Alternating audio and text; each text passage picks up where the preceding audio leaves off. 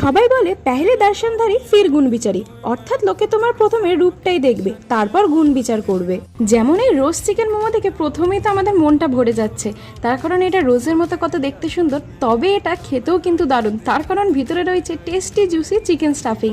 তাহলে তাড়াতাড়ি ভিডিওটা দেখে নাও আর তোমরাও বাড়িতে রান্না করো এইরকম রোজ চিকেন মোমো আর বাড়ির সবাইকে তাক লাগিয়ে দাও। জুসি চিকেন স্টাফিং পাওয়ার জন্য তো আগে চিকেন কিমাটাকে ভালো করে ম্যারিনেট করে নিতে হবে। চিকেনের সাথে অ্যাড করতে হবে পেঁয়াজ কুচি, সয়া সস, আদা রসুন বাটা, স্বাদ মতো নুন, গোলমরিচ গুঁড়ো, ব্যাস ভালোভাবে সবকিছু মাখিয়ে নাও। এরপর মোমোর জন্য ময়দা নরম ডো বানিয়ে নাও। তারপর পরপর 4টে লেচি এমন ভাবে বেলে সাজিয়ে নিতে হবে। এরপরে এখানে দিয়ে দিলাম চিকেনের স্টাফিং, তারপর এটাকে এমন ভাবে মুড়ে নিলেই তো আমাদের রেডি হয়ে যাবে একদম রোজের মতো দেখতে মোমো। ব্যাস আমাদের 80% কাজ তো সম্পূর্ণ হয়েই গেছে।